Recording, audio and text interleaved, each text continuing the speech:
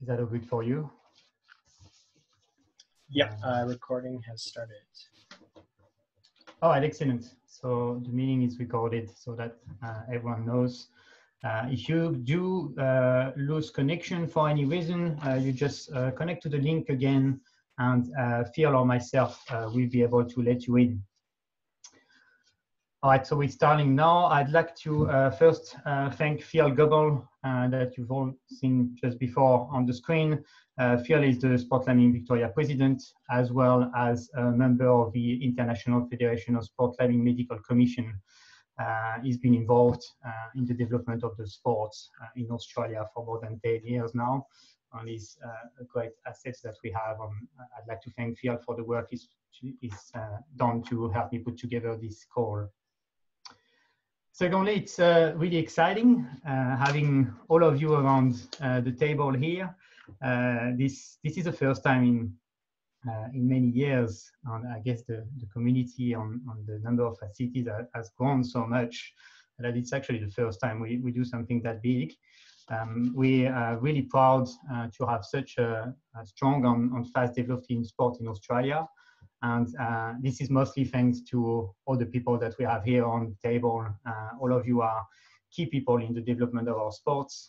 You bring climbing to people, and it's a pleasure to have you here on the table. So on behalf of all the climbers and all the climbing community in Australia, thank you for all the work that you've done to date and for all what's coming in the future. I'd like to acknowledge my fellow directors. Some of them have joined the call, as well as a couple of colleagues from the other state boards, so sport climbing of each state. Finally, we also have John Bowen, the unique paid employee of Sport Climbing Australia, which is a big change for our organization. John is on the call as well. Some of you would have had the chance to meet him. And John has been a great asset to the organization. And it's been a turning point since we've had him on board for now almost 2 years. So thank you, John. As well as I'd like also to acknowledge Duncan Brown, our coaching director, who has joined the call as well. I think I didn't see him, but I'm pretty sure he's around the table somewhere. And for the ongoing work that he's been doing with our coaching team and with our athletes for the last 2 years. Right, if I can ask you, Phil, to move to the next slide. Thank you very much. Before we start, so the specific of this call is around return to sport, and in particular, return to climbing. Before we start, I'd like to offer you a couple of updates on Sport Climbing Australia and sport climbing in the world in general. We have decided that we wouldn't do any national events until September. This is a call that was made by the SCA board not 2 months ago. This may be pushed forward again. This was the first decision we made, however, we can't know yet.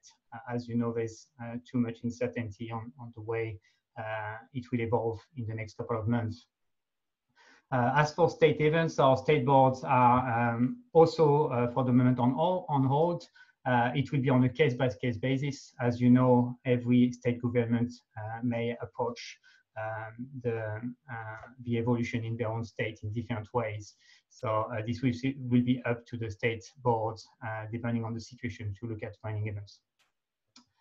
Now I'm really excited to announce that we have finally found a date for the Oceania Championships 2020. Unfortunately, we had to cancel or to postpone the event.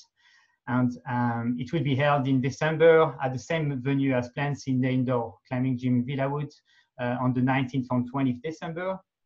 It may be a surprising date. However, we had the requirements to run this event in 2020. And we believe that running it the latest possible was the best thing we should do since there's too much uncertainty. We believe it's an extremely important event for Australian climbing. It will select 1 male and 1 female Olympians to participate in the Olympic Games in Tokyo now in 2021. As for international events, we have all international events on hold at the moment. The IFSC is communicating with us on a regular basis. And we have a few members, including myself, who are closely involved with the IFSC. So we are aware of the way it's evolving there. For the moment, there will be no events until August. There's still uncertainty on the position of the IFSC in regards to the Youth World Championships, or whether it is likely to be postponed as well. It hasn't been confirmed yet, but it is likely to be postponed. As for Tokyo 2020, you are aware that Tokyo 2020 will be in 2021. The International Olympic Committee has made it clear it is Tokyo 2020. They want to keep it the same name, specifically as the Olympics is a tradition to be every 4 years.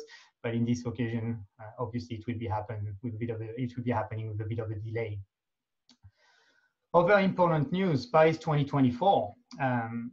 Again, a bit of uncertainty here. It is not confirmed. We do not know exactly what will happen yet, or whether there is a really strong feeling from the International Federation of Sport Climbing and from federation in Europe, and in particular the French Federation of Sport Climbing, who have really strong feeling that this will be happening. So even though the decision will have to be made by the International Olympic Committee in the next year, usually it's at the end after the Olympics. So it will be hopefully this year or otherwise next year. We believe that it's highly likely we will be in Paris 2024, which obviously is excellent news for our sports, excellent news for all of us. Our sports are highly changed since we've become an Olympic sport, and the number of opportunities and visibility for the sport is now great. A note on the coaching framework. I think some of you may be aware of this. We haven't had the chance to work further on it. It is still on the Sport Climbing Australia website. You can't see the link here, but we will share the document with you, and you will be able to access that link directly from these slides that you have here. The coaching framework aims to develop coaching development framework for coaches at the community level all the way to high performance level. This basic framework has been put in place by a Sport Climbing Australia committee who was led by Phil Govell that we have on the call that I mentioned before. This framework is an excellent piece. It was well received by the Australian Sport Commission.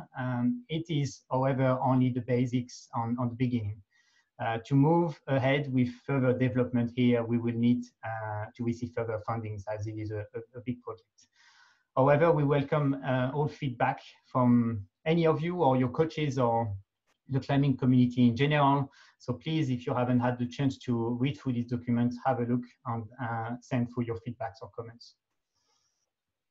A note on the support for businesses in Australia. I'm sure most of you will be aware of all the possible opportunities, and most of you will have already gained access to some of them. It is at 3 levels, federal, state, and local governments. It is actually difficult to find all the information on require a fair bit of research. However, the website business.gov.au allows to have a view of every single opportunities. So if you haven't had the chance to play around with the business.gov.au website, I encourage you to do so. In particular, some of you may have noted that some of the state governments have started to put together some grants. Victoria did so now a month ago, if not more. The New South Wales government has done the same, and I think it is happening in South Australia as well. So there are a few things changing. We can only encourage you to keep an eye out and to have a look at the website on the link that is in the document here. If you do have any questions, we are not lawyers nor accountants. However, we will be happy to support you or to guide you where possible if any of you need so. Finally, I'd like to acknowledge the ongoing support of the Australian Olympic Committee. Since we became an Olympic sport and a sport in Australia, we've had a really good relationship with the Australian Olympic Committee, and I must say that at all levels, all the way to the situation we are in at the moment, there have been an excellent support, and we have felt welcome as a member of the Olympic family. So it is a pleasure to work with them. We are lucky in Australia to have such a strong National Olympic Committee, and we are also lucky to be welcome, as we have been welcomed by the Australian Olympic Committee. And now I move on to the main items of this meeting. Thank you, Phil. So we will divide it in the following sections. Before I say so, if there's any comment or any question on the short report I did before, we're not going to have the time to discuss it today, as this is not official part of the meeting. However, any comment or feedback or question is welcome. You can email myself directly, or otherwise info@sportlearningaustralia.org.au. So in regards to the agenda for this meeting, we have the Australian Institute of Sports Return to Sports Framework, which I have shared with you via email, and I hope most of you had the chance to read through it or to see it, as well as dialogue with the governmental agencies. Secondly, a bit of a brief on what's happening at an international level. Then the general principle on the coordinated approach that we must have in returning to sports, and the way things will be going in the next few weeks or few months. And a bit of an open discussion that will be led by Phil here on 3 key areas of work that we have identified and have been identified around the world. Sorry. So we will open the chat here for comments. We may open the microphones as well, but please keep in mind that there are 50 plus people on the call, so it may be difficult to offer the chance to everyone to share their views. Please use the chat as much as possible. If we believe that we do need to have another meeting like this one in the next few weeks, we will do so. So use the chat, and then we will see how we go. This is a big call. Finally, we will conclude, and I will let Phil draw that conclusion for you. All right, in terms of government agencies framework. So the National Cabinet met Friday last week. During that meeting, the National Cabinet acknowledged 2 key documents, one of them being the National Principles for the Resumption of Sports and Recreation Activities. These documents were developed by the AHPPC. And second document being the Australian Institute of Sport Framework for Rebuilding Sports in a COVID-19 environment. So these 2 documents have been welcomed by the National Cabinet. It is important to note that the National Cabinet agrees that sports and recreation will play a significant role,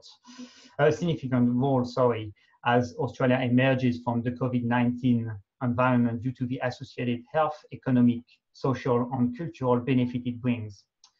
However, the second paragraph does remind that while sports are a critical part of the life of Australians, any resumption of sport and recreation activities at any level must not compromise the health of individuals or the community.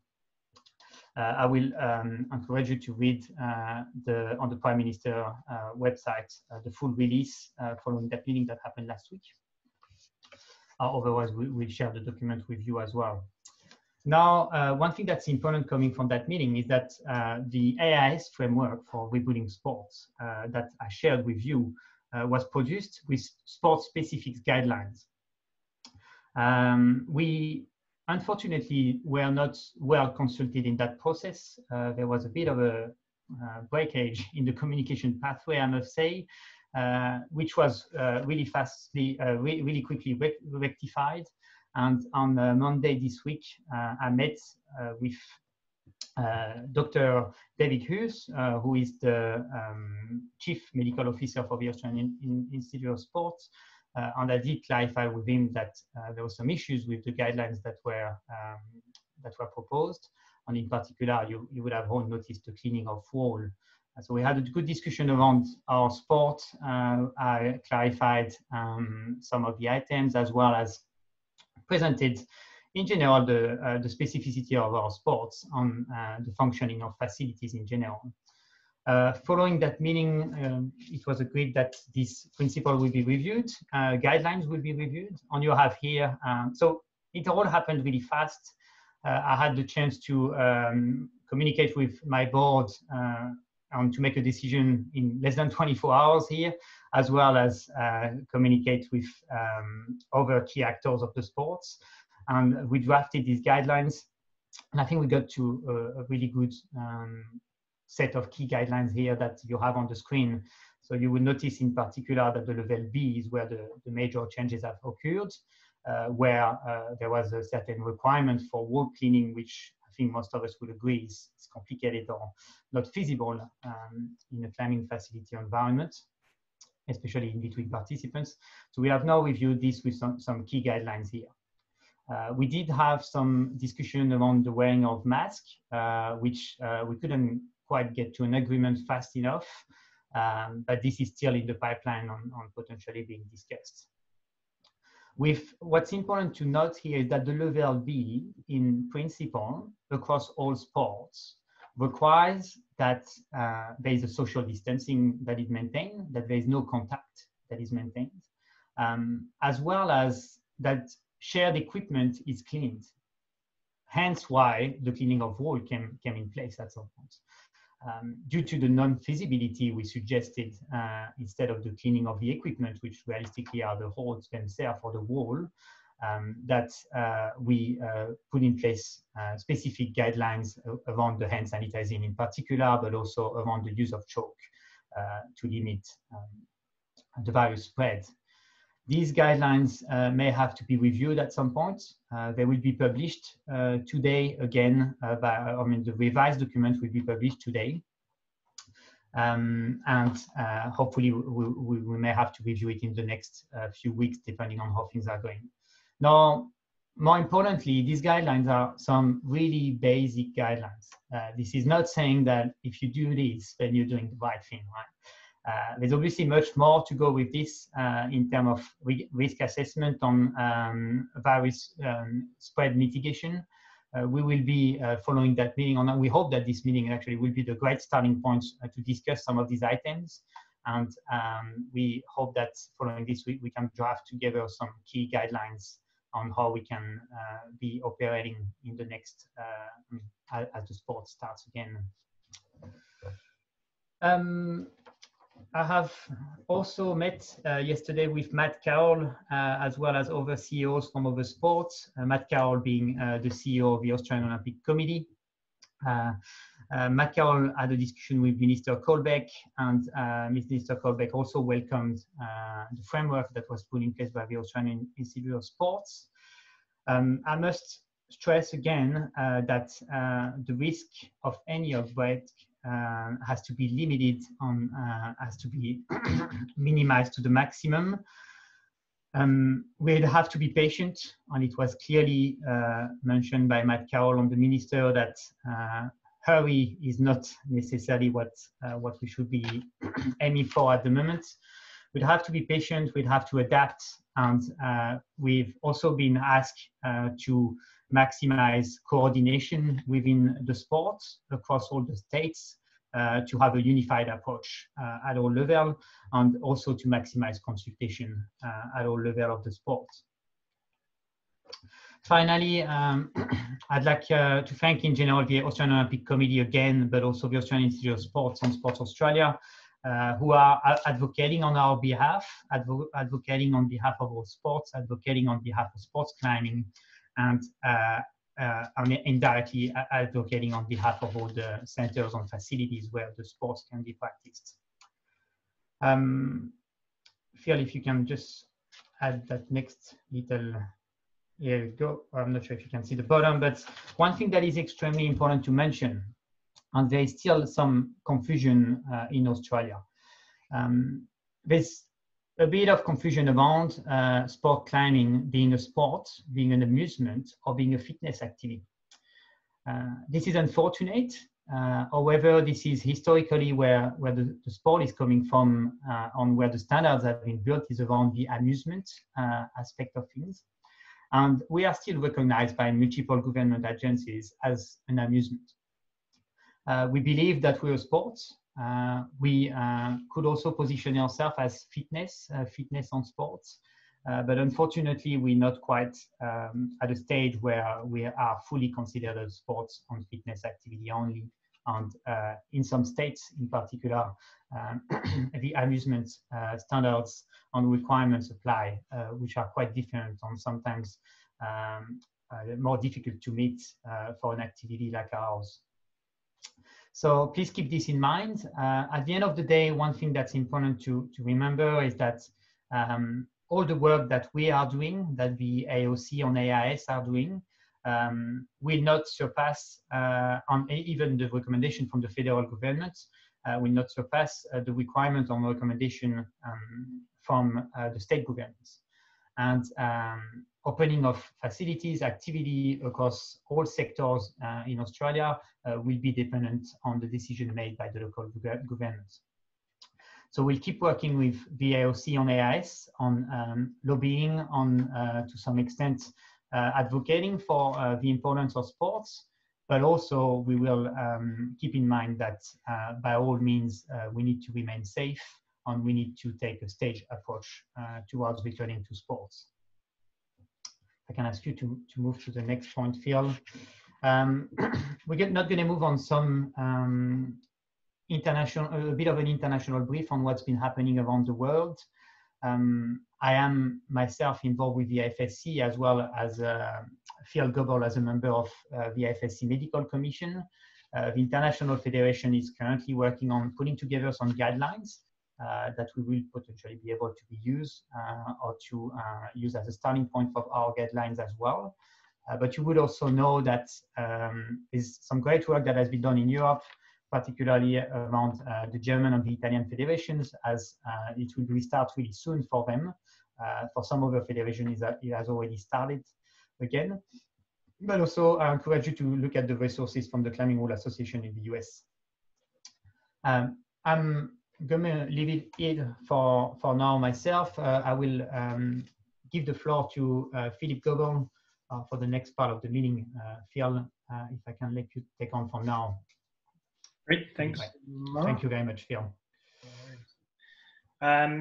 All right, so we'll start off, the plan will be to start off a little bit about an overview of what's being discussed internationally in the sort of cooperation and knowledge sharing that's happening between federations and the discussions that have happened within the Medical Commission. But I'll be peppering a lot of that discussion and the specific points and specific strategies that have been discussed probably as we move into talking about reopening strategies. I think the thing that I want to stress around the international brief, though, is that we've been, I think, very fortunate in Australia in that we haven't really seen the type of community-wide COVID transmission levels that our peers and colleagues in Europe and the US are experiencing now and have already experienced in the, excuse me, the last couple of months. And so I think it's very appropriate that our European, excuse me, our European counterparts and our American counterparts have really taken on a leadership role in developing these strategies, as they'll be probably on the front line implementing them and experiencing, you know, and understanding how effective these strategies are. I think it's important for us to stay abreast about what's happening overseas, because it will really define how best practice in reducing risk of transmission is presented. In the event of a transmission event in Australian climbing gym, you know, in the current media environment, that's likely going to be front page media news and on the homepage of the ABC and so on and so forth.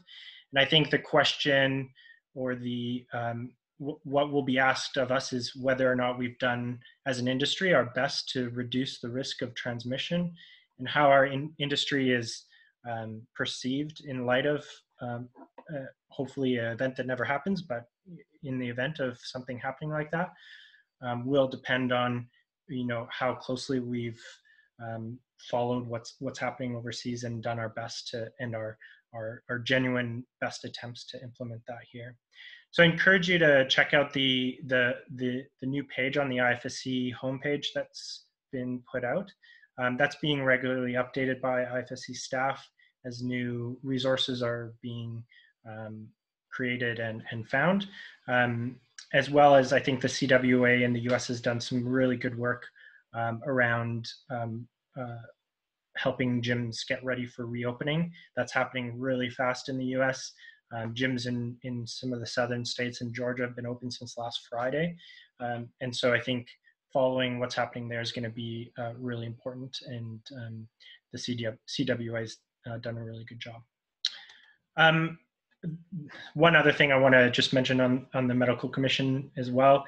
There was a medical commission member who contracted the virus himself and was on a ventilator. And so, the seriousness of which we're talking about this disease is heightened in that context. And, we would take the risks of virus transmission very seriously, as we should. So I think before we move on to specific reopening strategy discussions, it's important to acknowledge sort of what sort of approach and principles we should be thinking about. And really they echo a lot of the national principles, but I think they can be summed up in fewer than, I think, the 15 points that the national principles articulate. And really it's about recognizing that, doing the recreational activities that we love to do is important for our well-being and our mental health, and doing everything we can to reopen is really important in the current context that we're in. So I think it's really important to acknowledge that. I don't think in a room full or call full of climbing gym fanatics that I need to convince you that climbing is a good thing, but I think it's important that we recognize our role in helping move the current situation in a more positive direction, and exercise and recreation is a big part of that. The counterpoint, or the maybe bit of contradiction to that, is that we need to figure out the way to do that in the most safe manner as possible, and we have to be really transparent about risks that remain persistent. So I don't think anybody expects us to eliminate risk, and I think we need to be very clear with that to the climbing community, that the strategies that we enable is not about eliminating risk, it's about mitigating risk, and doing the absolute best we can to prevent transmission events occurring. And if they do occur, making sure that we do our best to minimize the impact of that, and keep the communities which host our facilities as safe as possible. I think the other big theme of this is really around being ready for change.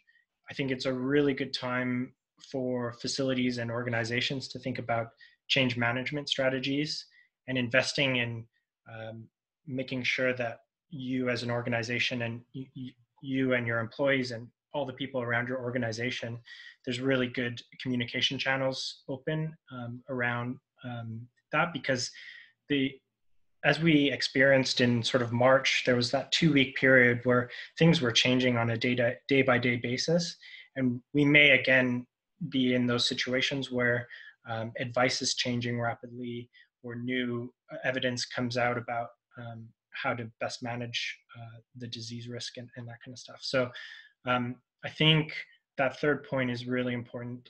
We need to be ready for a period of a lot of change moving back and forth. So I think now is a good time to talk about, we'll move into some of the discussion that's happening overseas, and then I'll keep the chat close so that we can see comments from other people about what people are thinking in terms of reopening. I want to say that we can speculate around timelines and all that kind of stuff, but at the end of the day, it's going to be a call that's made by the national cabinet to move to that level B area, and I think it's likely that we're going to move to that level B relatively soon. But the exact date and whether or not we might move back to level A or then progress to level C. We don't know those timelines, and so speculating about that I don't think is the best use of our time. So thinking about reopening strategies, I think that there's three big categories that are worth considering and going over. So the first one is capacity and contact management. Second, climate protection measures, and the third, facility hygiene protocols. So we'll move into discussion about each of those categories. And in the chat, if people want to stay on topic for that category, I think that'll help us out a lot. The bottom part of this slide sort of is a bit of a conceptual model to evaluate or prioritize some of the strategies that are being discussed. And this is the way the CWA is really framing a lot of the reopening strategies, which I think is a really appropriate way to think about stuff. So I think we can get bogged down in talking about every possible transmission scenario that might occur and that kind of stuff. But I think we need to really, initially at least, really focus on the high impact, low cost effort interventions that we can deploy in our facilities, so that that 80% of risk is managed as best as possible. I think there'll be some high impact but high cost effort things that are going to be inevitable. For example, the capacity limitations will have a high impact on the transmission risk in your facilities, but obviously will have a high cost effort. But that's something that we're not going to really have much choice about, but are going to have to manage. So I think really the right-hand side of this is where I want to focus any sort of discussion or points. And I'll draw in what has been discussed in the medical commission from that as well. So the first around capacity and contact management. The general guidelines from the Return to Sport framework from the EIS outlines a 4 meter squared zone per person for indoor facilities. So this is, as I mentioned in the previous slide, something that isn't really a choice for us, in that B period is going to be a requirement. I think it's important for you as a facility to form some strategies of how you're going to manage that. The discussions that have been happening overseas are around setting up time slots or bookings related to that, and to manage that somehow. Again, this isn't something that's really up for debate or discussion. It's really about implementing that and strategies of how to best implement that. We're pretty lucky with the 4 meter squared zoning for us. In Europe, the rumor is it's going to be 1 person per 10 meter, or maybe even 16 meter per square meter. They haven't really had discussion or decided about that. Obviously, in those larger numbers, it becomes a question of whether or not it's commercially feasible then to even be open. But I think the 1 person per 4 meter squared is a good place for us to start off with. So if I can, sorry, if I can add a note on the fact that there is a limitation of 10 people per activity at the moment that has been suggested for this level B.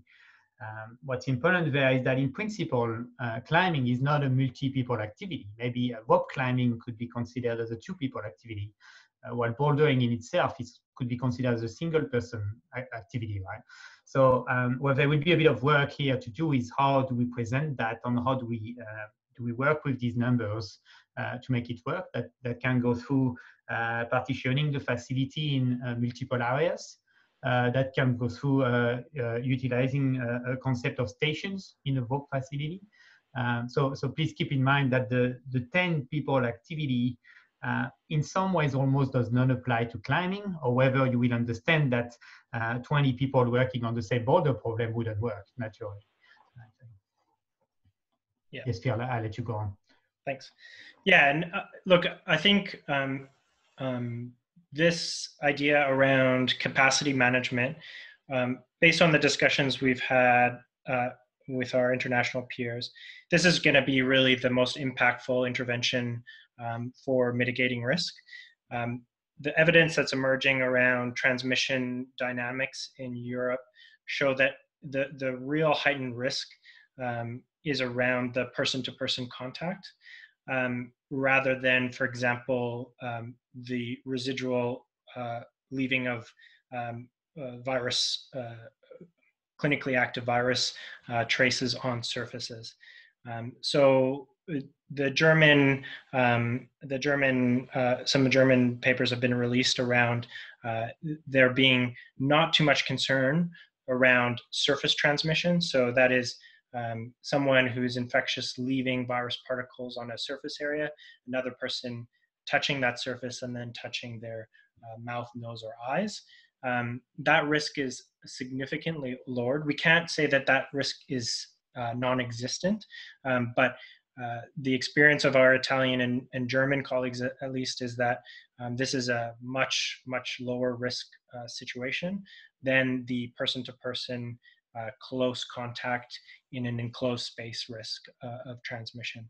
And so I think that's good and bad. Good in that if the surface transmission risk were a really big problem, clearly the holds and the nature of our sport would be a very big problem, and maybe an insurmountable problem in the near term of opening up.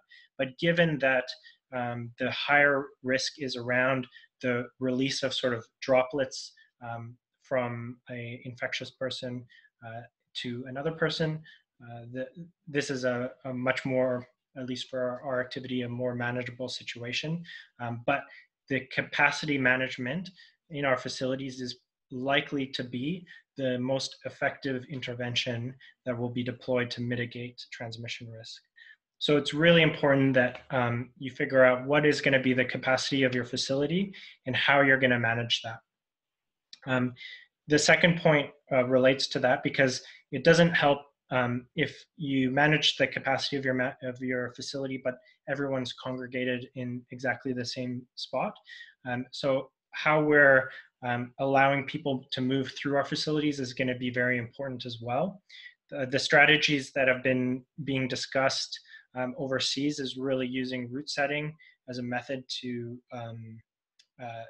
manage this. And so, for example, I know some facilities are talking about creating lanes and zones for their boulder problems. And on odd hours, you can only climb in the blue zones, and in the even hours, you can only climb in the red zones, to ensure that there's always a zone spacing between people on different problems. So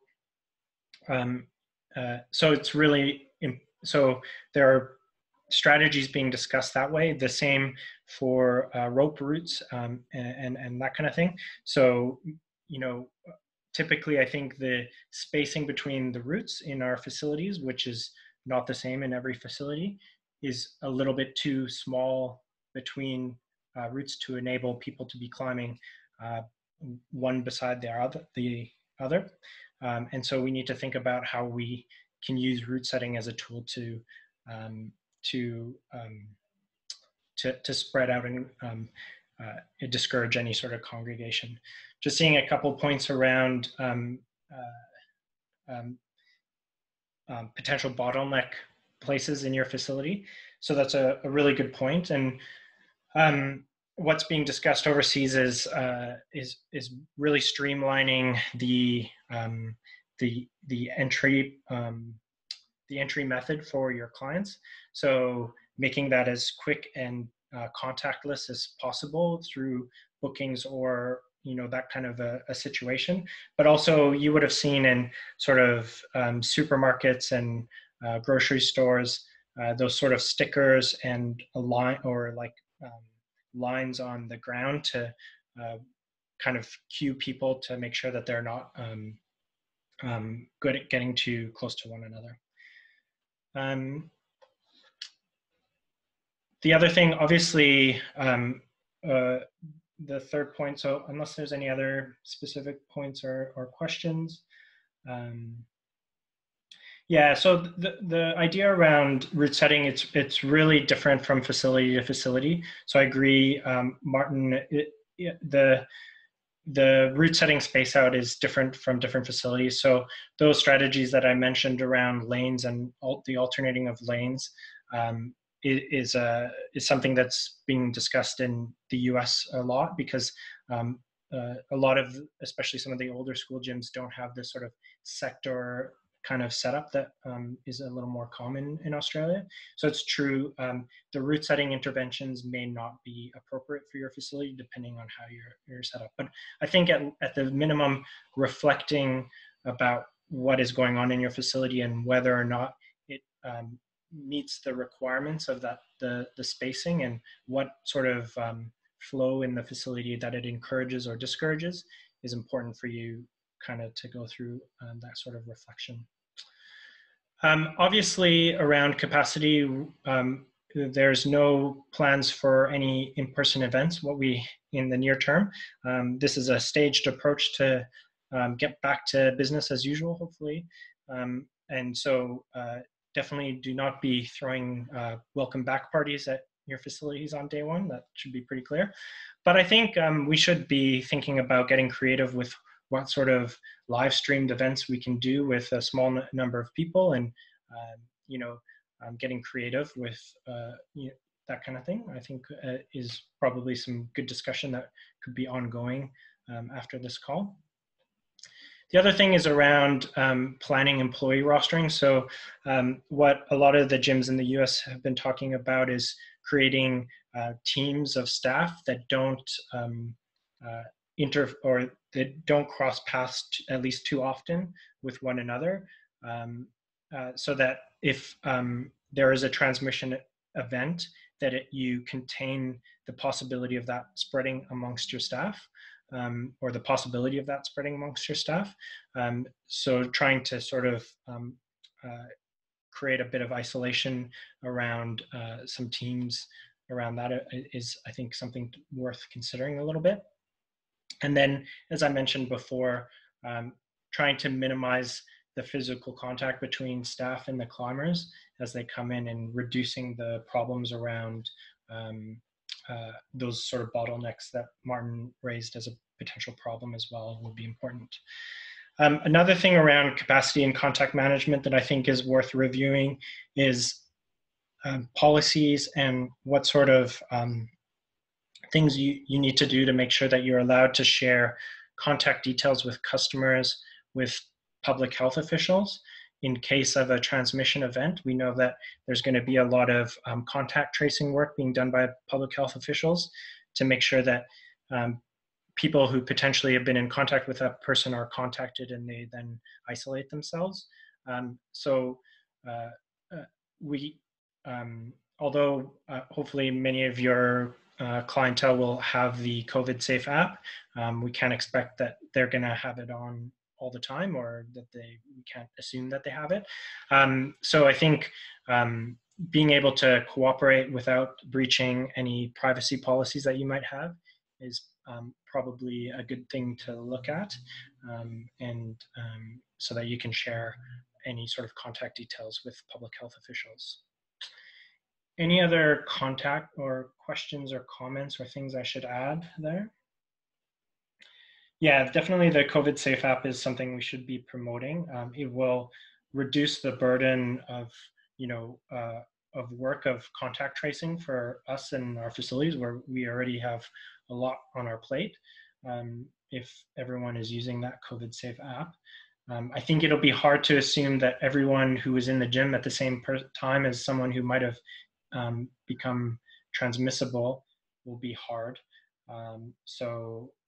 Yeah, that'll be difficult. Yeah, moving top rope ground anchors, definitely look at their spacing. And so again, this is going to be something that's going to be facility dependent about what you need to do to manage, rope routes and the spacing between them. Yeah, so classes and programming, the stance that or the approach that a lot of gyms overseas are taking is, let's open the doors first, and then let's think about programming. Of course, in this context, the numbers will have to be managed. But I think the focus at first needs to be just on opening the doors, making sure the policy and procedures are in place, and your staff have some understanding and regularity about implementing them. And then I think definitely if we can maintain those capacity and contact management principles, then you can start thinking about programming that adheres, implementing programming that adheres to that. Yeah, that's a good point, Mark, around the COVID app assumes the phone's in the pocket. I think the distance is like 15 meters or 10 meters. I can't recall. But yeah, if phones are left in change rooms or bags, it will not be as effective. All right, so we'll move on to the next one.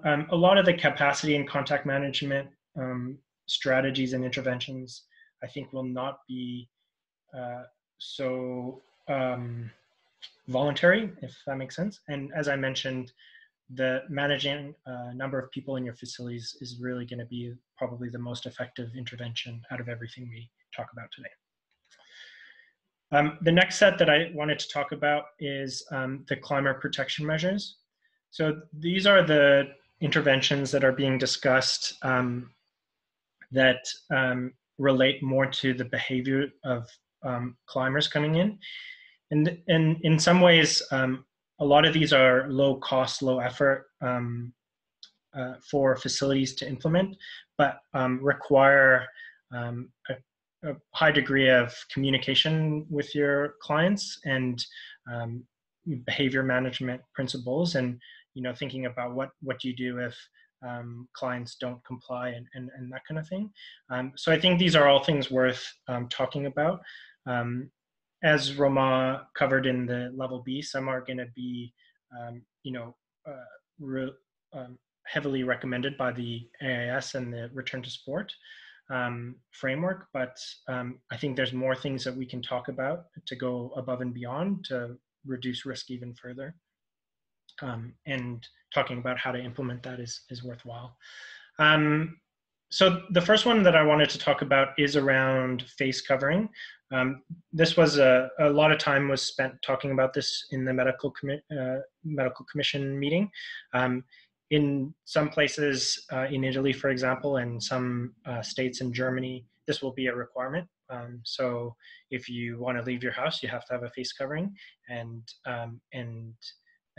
that's just kind of part of it. The big discussion otherwise is the risk of, because the nature of our sport means that our faces get relatively close to the surfaces that are then contacted by our hands. So the discussion then beyond if it's a requirement is really about whether or not the use of a face covering will reduce the already low risk surface transmission of the possibility of picking up fomates, and then the virus particles entering the climber via their eyes, nose, or mouth. And I think for some federations, the discussion around recommending, not recommending, or requiring or not requiring the use of face covering while climbing has a lot to do with the local public health authorities' stance on the risk of surface transmission.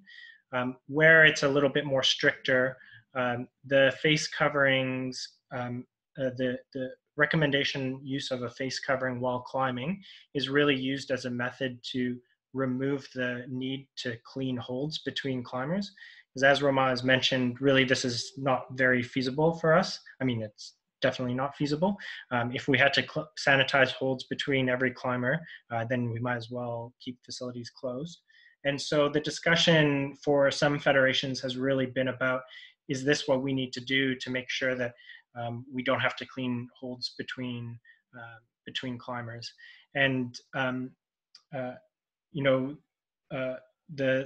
the opinions about this really vary depending on your opinion and the emerging evidence around the risk of surface transmission. And so I think it is something that we need to consider and keep in the back of our mind, although at this point, there's no talk about the requirement of face covering in the AIS framework. The principle, I see a comment from David around face covering, and the issue around the face, or the principle around the face covering use is that my mask protects you and your mask protects me, if that makes sense. So it's not about protecting the wearer of the mask from receiving virus particles. It's more about reducing the risk of someone who's asymptomatic or pre-symptomatic of releasing virus particles in the environment via droplets around them, if that makes sense. So that's an important principle to keep in mind. So it is true that, there's a wide variety of face coverings out there, and the effectiveness are very different. But face coverings, and specifically medical masks, their purpose in a healthcare facility is very different than the type of face covering that is being recommended for use in climbing facilities in other parts of the world. So it's important that if we go down the route of needing to recommend face coverings, that we are very clear to the climbing community about why, and the principle of my mask protects you and your mask protects me, rather than it actually protecting the wearer. And it's true that the different face masks and coverings will vary between their effectiveness. A lot of people are using those sort of anti-pollution masks with one-way valves, and that actually is not very useful because, again, in the principle of use, with those one-way valves, as you blow out, then the air leaving the mask is not filtered and unhindered. So it defeats the purpose of reducing the possibility of leaving virus particles in your environment. So, I think it's important to continue to follow the discussion that's happening around face coverings overseas, because it's something that might happen here. There are different opinions about their use and their effectiveness, and whether or not the climbing community is going to accept it.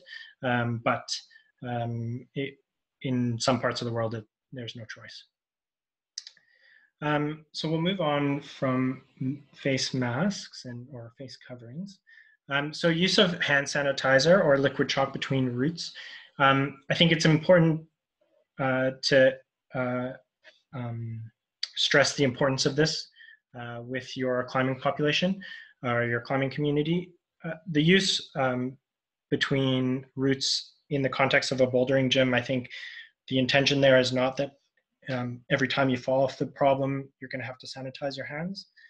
But when you move to a new boulder problem, you should. Liquid chalk, and Volker Schöffels on the medical commission created the first batch of liquid chalk by nicking medical grade alcohol from his hospital. So we're very confident in the alcohol content of liquid chalk being of high enough nature that it will sanitize your hands. And so encouraging and only using liquid chalk, as the AIS recommendations for level B state, is very appropriate. And so we're recommending, that liquid chalk is being used a lot. The discussion around loose chalk is ongoing. The CWA is working with some universities to understand the potential risk of loose chalk at the moment. And so without really knowledge and understanding around that risk, the current recommendations in the AIS framework are for no use of loose chalk. I think, based on the discussions that happened overseas and with people who, and with virologists and input from virologists, it's likely that loose chalk is low risk because of its dry nature. But we can't be sure of that until it's really looked into. And so given that chalk remains in the air for a long period of time, I think it's appropriate that we err on the side of caution and implement a no loose chalk use at this point. Any questions around chalk and liquid chalk? I know that there are some products on the market of liquid chalk that have varying amounts of alcohol or ethanol in them. Unless the product specifically says a non-alcohol based liquid chalk, the concentration of the alcohol has to be quite high to actually dissolve the chalk. So we can be relatively confident that it will sanitize hands and serve that function. I'm not seeing any comments about chalk, so I'll move on.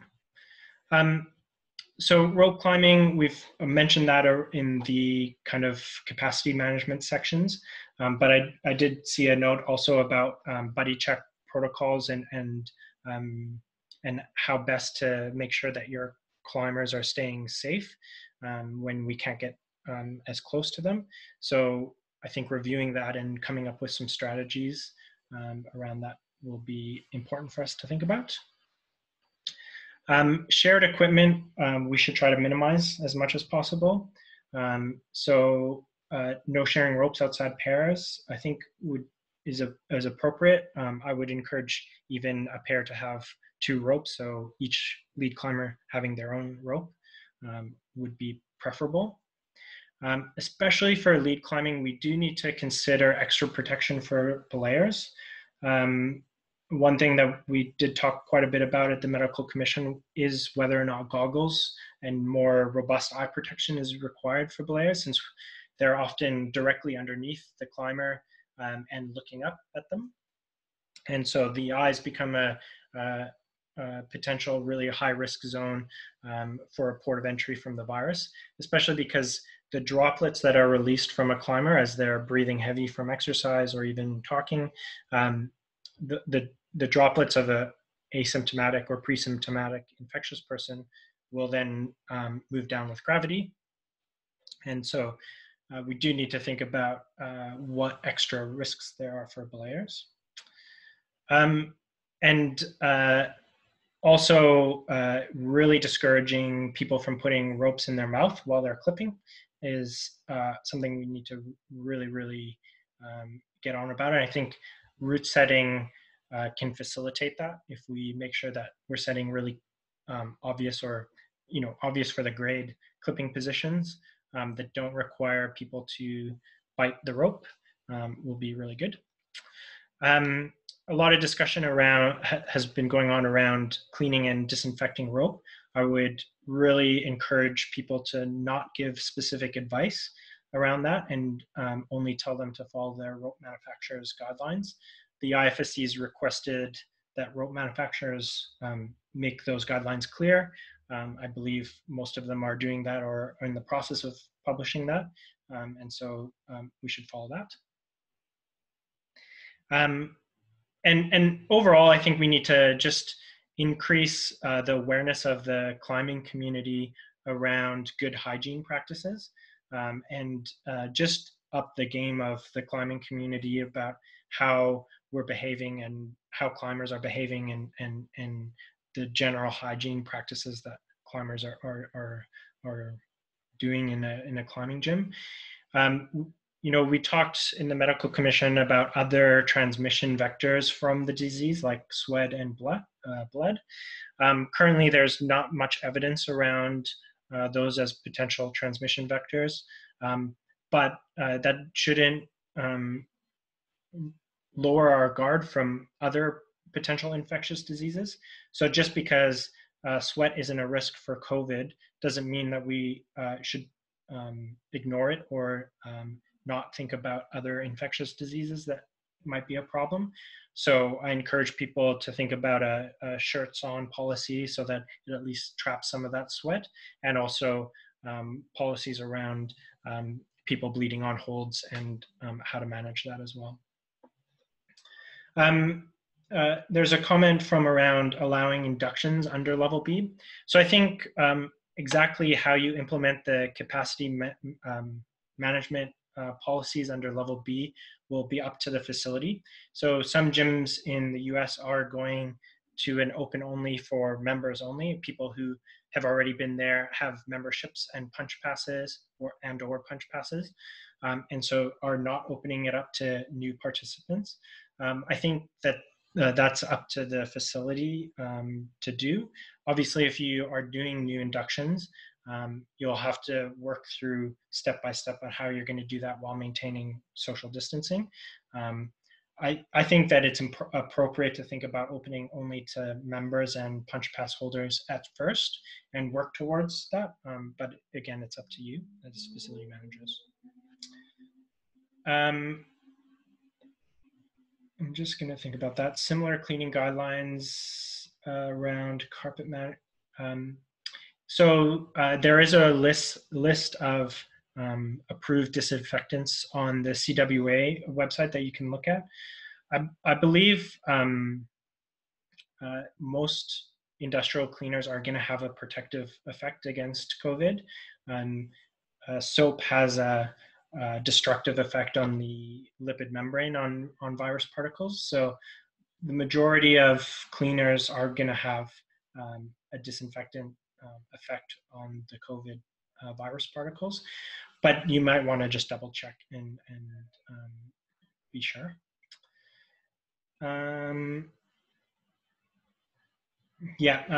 So Campbell, I see your comment about rental equipment. So it's true that the majority of facilities are opening with no use of rental equipment at this point. Again, taking a staged approach and considering, the ongoing discussion about the risk of surface transmission. I think most gyms are preparing to go forward with not allowing use of rental equipment. And we can see how that evolves over time. So Michelle talking about some policy templates. So definitely that's something we can work on, but I think it's something that we'll want and need input from everybody on. So at the end of this call, we'll talk about methods of best communicating with each other and drafting some of these documents together. But yeah, it's true. I think as an industry, we should try to be consistent about what we're implementing and what we're doing. And so if there's some policy templates that could be worked on, that would be, I think, preferable as well. The other thing to just say about climate protection measures is that I think it'll be important for you as a facility to talk about what to do if you have climbers that aren't adhering to these measures, and to talk about strategies with your staff on how to manage those situations. I think that needs to be at a facility by facility basis, but it's definitely something that you should talk about. All right, the facility hygiene protocols. So no real, I think, surprises here, but, and this goes to some of the points already discussed. So you should think about additional, since staff are interacting with so many different surfaces, especially like your root setters and other things, you should think about extra PPE for like face coverings for your staff. Gloves are not recommended since it's hard to keep track of skin is actually a really good barrier against virus particles, and hand sanitizing your skin on your hands is going to be more effective than wearing gloves. So regular hand sanitization for your staff is going to be very, very important. No rental equipment, which we've already sort of discussed. Placing hand sanitizer stations all around the facility, I think, will be really important, especially, depending on how you want to implement or encourage liquid chalk usage. I think that'll be really important to do. The next 2 points around closing showers and, the point around closing showers and hold washing protocols, I think, are related. So I'll talk to them about them together. But there is a risk in some environments where the virus particles become aerosolized. And that's different from droplet transmission in that those aerosolized virus particles are suspended in air for a much longer period of time, like a fog almost, obviously, but not visible to the human eyes. So a lot of discussion has been going on in hospital, or a lot of evidence has been being created around what needs to be done to avoid aerosolization in hospitals. And I think for climbing facilities, the only places where there's potential risk for that is in your shower areas and for your hold washers. And so we need to be extra careful around that. At this point, I think, again, in the context of staged opening, closing your showers and adhering to the policy in the AIS framework around get in, train, get out, I think is appropriate. So letting your customer base know that showers will be closed, I think, is completely appropriate and in line of what's happening overseas as well.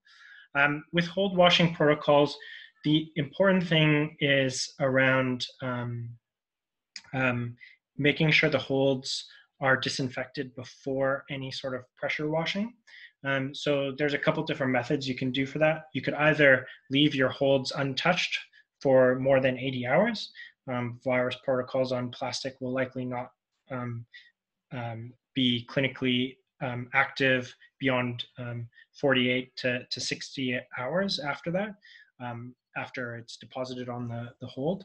So giving a bit of buffer after that is totally appropriate. Or soaking them in soapy water will also remove or destroy any clinically active particles. So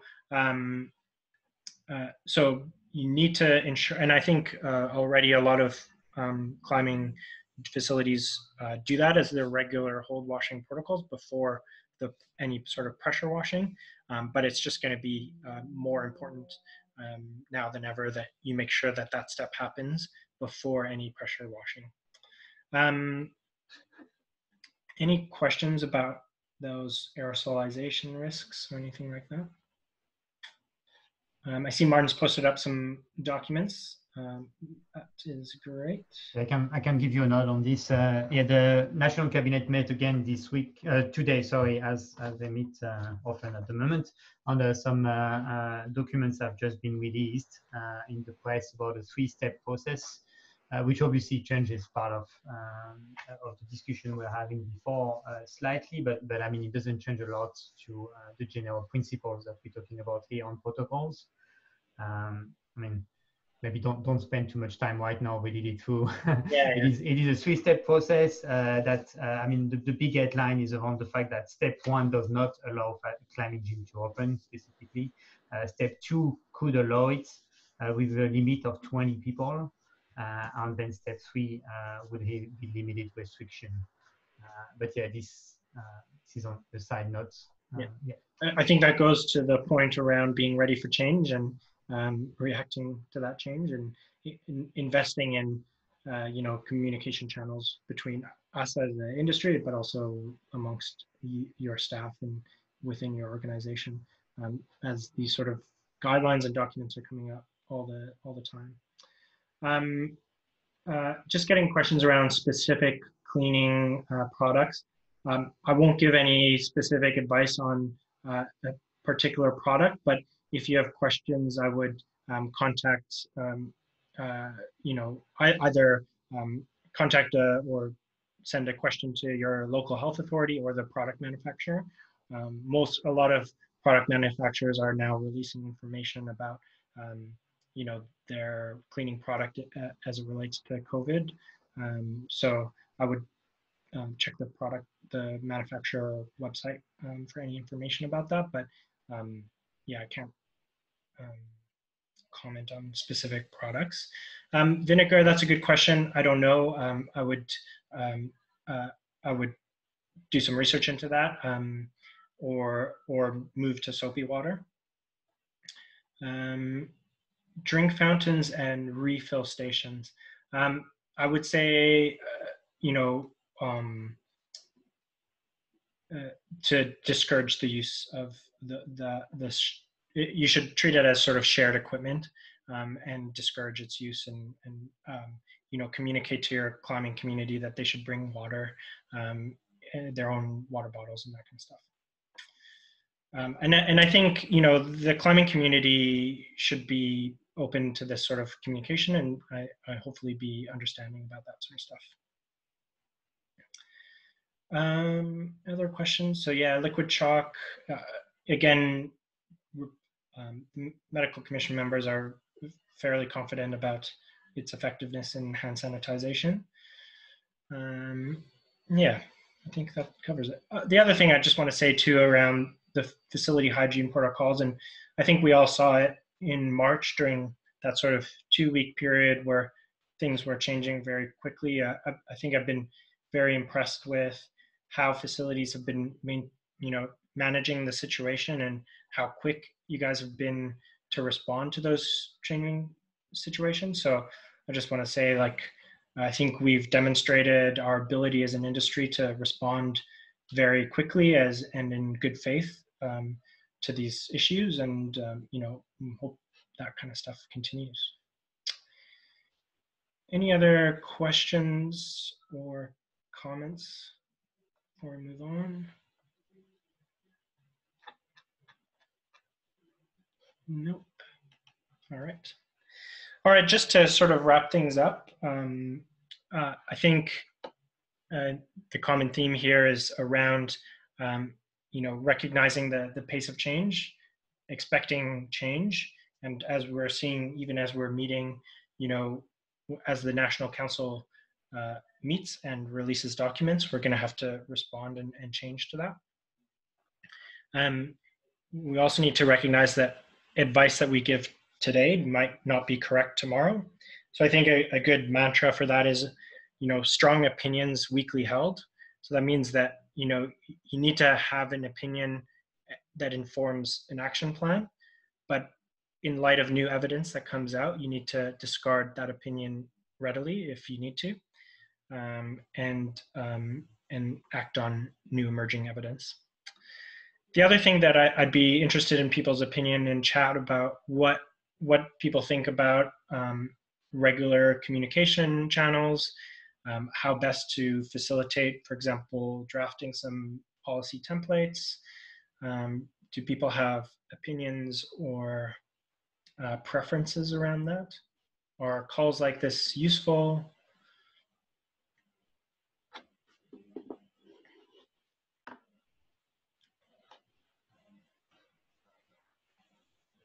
I think it's been great to see, you know, 50 plus people on the call. As Romain mentioned, you know, this is probably the first time in the history of the sport in Australia that we've had a call like this. And so, you know, if it's something that we should be doing regularly, I think that's definitely something we should consider.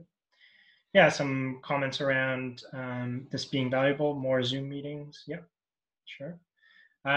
You know, with 50 people on, it can be challenging moderating a discussion if everyone wants to jump in. So even state-based calls perhaps might be something more valuable, where people can speak up if they can be moderated well. Yeah, lots of people liking these calls. So yeah, maybe it's something we can talk about regularly doing, and emailing out any sort of key information, I think, will be important. Yeah, maybe some calls regularly will be good. A Slack group could be useful for sure. Yeah, Fitness Australia, and I think a lot of other facilities and sports like Gymnastics Australia will have some really good resources that are coming out soon. Here in Victoria, Vic Sport has been putting on webinars around things to be considering. You know, there are definitely resources being created as we speak that we should be all tapping into. All right, I think on that note, I will be concluding. Romain, do you want to say anything? I mean, not much more really, except thank you, Phil, for the work on the preparation on guiding us through these important points. As you noted, there has been a release just done by the National Cabinet that was shared by Martin. I'm sure all of you would have seen it now, taken a bit of time in reading through it, so take the time to read through it. We will be emailing to all of you the slides that we had here, as well as other documents that are relevant to the topic we talked about. And then the next step is, yeah, we will consider multiple ways to communicate further, that may be via other Zoom meetings or otherwise groups to share information. It seems that we all agree that a coordinated approach, as it's been suggested to us by the government, is that it is necessary. And we are going to be looking at producing some paper or information that could be used by many of us. We will welcome the feedback from all of you. Again, thanks a lot to all of you for all what you've been doing for the sport, on your ongoing offering of climbing to Australians and others. And on the note, actually, I just forgot to mention it before, but Oceania Championships, that is planned now to be on the 19th and 20th of December at Sydney Indoor Climbing Gym Villawood. We will be issuing some special tickets or invitation to all facilities in Australia. And we will be really excited to welcome you, and I will be excited to meet you directly in person for that event. Finger crossed, we have that event happening, and we have more too in the future. As you see, somewhere feel a bit like in the Grampians, which is another issue that hasn't quite been sorted yet. But I guess we will table it for the future. We have some more important things at the moment. Thank you very much for everyone, for being with us, everyone. And I wish you a good afternoon, a good weekend, if that means anything to any of you. And hopefully talk to you soon, and welcome any feedback via email. Have a good afternoon. Bye-bye.